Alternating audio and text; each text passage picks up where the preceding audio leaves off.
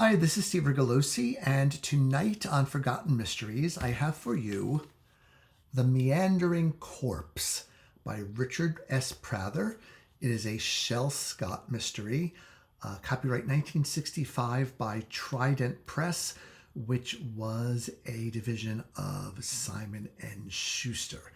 And just take a look at this cover, kind of interesting. What I wanted to point out is the similarity to a book by Del Shannon called Death by Inches. And here's that one. So you can see how similar the covers are in terms of their concept. Interestingly, both published the same year. I would say my taste runs more towards the Del Shannon. I can't get used to this backwards thing on the video. My taste runs more towards the Del Shannon cover, which I just think is a little bit more artistic and leaves a little bit more to the imagination. But just interesting to see how two cover designers could come up with kind of the same concept independently. So a little bit about Richard Prather is, a couple of things that I find interesting. He was born in California and served in the military and was very prolific. But according to his publisher, he sold more than 50 million copies of his books. So he wrote about maybe 36 of them. And The Meandering Corpse, which I'm about to review for you tonight, was his first hardcover book. So before he ever got a hardcover deal, he had sold dozens of millions of paperbacks. And how many writers can really say that? That's enormous success. A lot of first novels these days sell maybe 3,000 copies in hardcover, and there are some mid-list authors who sell maybe 10,000 copies. So compare that, which really is not, your royalties are not going to pay your rent or your mortgage, versus selling 50 million copies of your book, where you could make a living as a writer and have the reading public gobble up your books as soon as they come out. And how nice that would be for any writer. So I guess Trident Press just decided it was time to get Prather into hardcover format. And his series character, this Shel Scott, or Sheldon Scott, is was the hero, the first person narrator protagonist of the earlier book. So he was a long running series character. I had never read any book by him or any book starring Shel Scott, so I came into this as a tabula rasa. And right from the first chapter, I thought, oh, I'm going to like this. And by the time I was done, I understood why he had such a following. And I'll talk a little bit about that in this video. But first, let me give you an overview of the plot. So Shel Scott is a private investigator. He's based in Los Angeles, and he will, do the stuff that private investigators do. And even though I like reading police books, and I read plenty of them, I've realized that private investigators just have so much more leeway or chutzpah in terms of what they can do and get away with. If you're working as a police officer for the city of Los Angeles, you kind of have to toe the line, right? Because you've got the media watching you and your higher ups and so forth.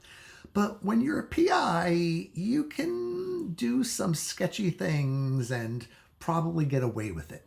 And that's probably the fun of being a PI, because certainly Shel Scott does unorthodox things in this book, and that's part of what makes it fun.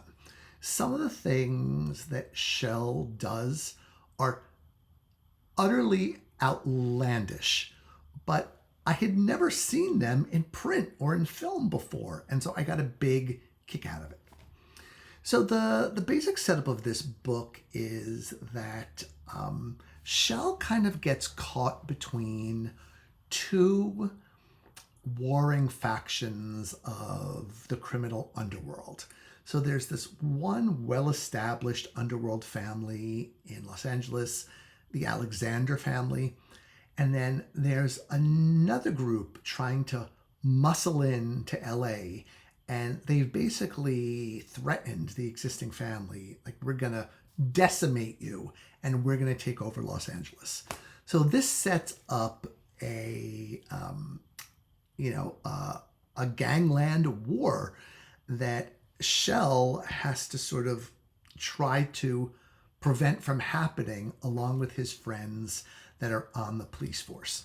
And I liked Shell's relationships with his friends on the police force. They have kind of a, that kind of jokey, sarcastic relationship with each other, but they help each other and they like each other. I don't know. I guess I'm a bit of a Pollyanna. I like when people help each other, in the crime-solving world, as opposed to feel all jealous or envious of one another, or feel like they're, they're having to climb on top of other people and kick them when they're down to get to the top. Because God knows plenty of that happens in reality. So I guess in fiction, it's nice to see people liking each other and getting along well in terms of solving the crime. An odd thing about this book is that the LAPD homicide department almost outsources its work in a way to Shell, where they say, okay, Shell, you tell us what to do and we'll follow. So that was totally unrealistic, right? That's what police department is ever going to say, okay, PI, you call the shots and we'll be there to support you. But this is fiction. And from the beginning that you're reading pulp fiction. It feels like it. There's good one-liners. The book reads very, very quickly. Shel Scott is a likable guy. I can see, as I mentioned at the start of the video, why people would just kind of find him almost addictive to read, because I think you could read these books one after another, in a couple nights each, and you'll always be entertained. And just based on this one book, Prather knew how to write, knew how to tell a story, knew how to create some memorable characters and some memorable scenarios. And so, writers who can do that over the long haul are really kind of brilliant. Many will run out of steam, start repeating themselves, but an author who can just be fresh over 36 books is someone to admire. What I've realized is the last couple of videos I've made, I think, have been a little bit more gushy, and I kind of got away unintentionally from doing a little bit more of the critical analysis. So I'm going to do that here. And when I say critical analysis, I mean talking a little bit about some of the things in here that may be less good, or that modern readers may take exception to, or just go, or wince a little bit.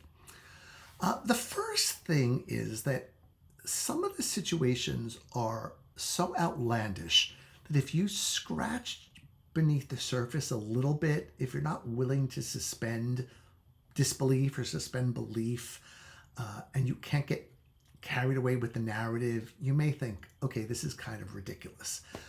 It's the sort of thing where if you saw a movie made of this book, you would be there in the moment. You'd be watching what was going on, and you'd be excited, and you'd be holding your breath. And then as you were leaving the movie theater, you would turn to your friend or your date or whatever and say, that was the most ridiculous thing I've ever seen. So you've got to be able to take some of the action and some of the setups with several grains of salt.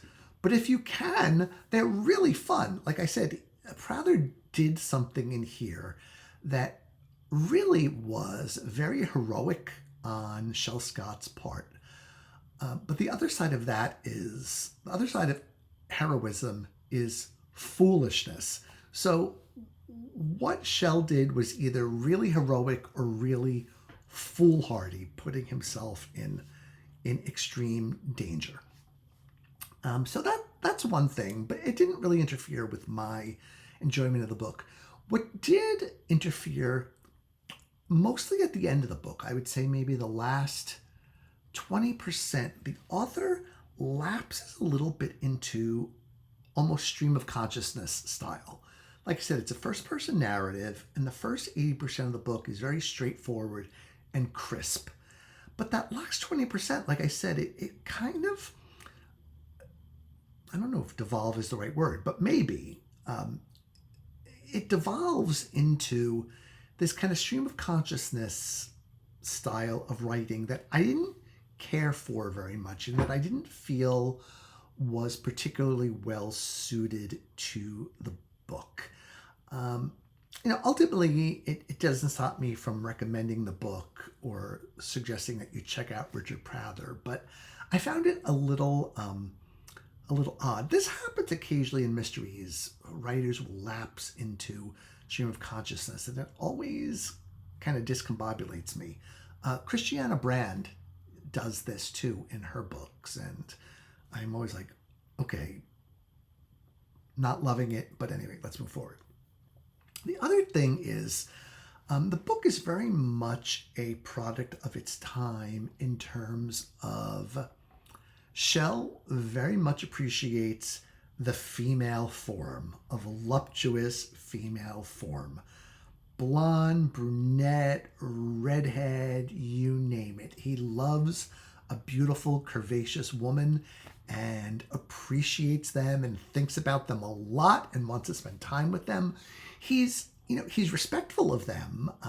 He's not a sleazeball or a dirtbag or anything, but he's got what I would consider a very healthy straight male sexuality, where he appreciates beauty in the opposite sex. And as some people these days get a little uptight about that, the pendulum may be swinging back a little bit. I've told this story before. In one of the books I wrote, I had my hero feeling attracted to a woman because she was zaftig, and he just thought she was the hottest thing. And my agent made me take that out because she felt it was objectifying of women. Worst mistake I ever made was letting her, well, not the worst. I made plenty of mistakes in my life, but that was a mistake. I feel like she neutered him in the name of wokeness or political correctness or what have you. Whereas, let's face it, sex and sexual attraction are absolutely, positively normal and to be expected. So to expect people to go along being kind of sexless in fiction is,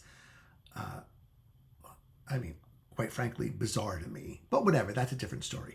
So if you might be a little sensitive to what you would consider the objectification of women, you might find a few things in here to take exception to, but I think it's all done within, respectful limits.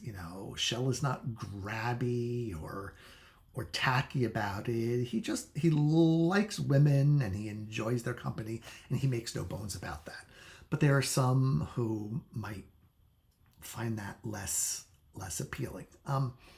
Sometimes I ask the question of myself or on this channel, is there such a thing as a woman's book, or is there such a thing as a man's book? And if I had to answer that question for this book, I would, and they're not mutually exclusive, right? A lot of writers are equally loved by male and female readers.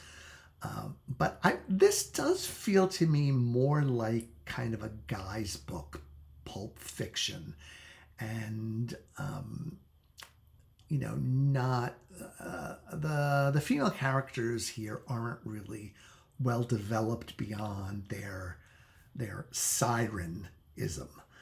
So that's just something to be aware of. But if you know what you're getting into before you start reading, then I think you should be okay.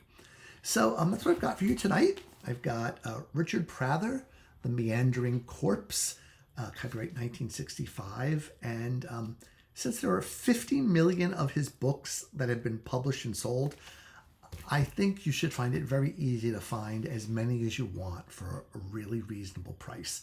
And if you have read him or you do and would like to share your thoughts below, please feel free to do so. I would appreciate it. Okay, thank you for watching, and I will see you next time.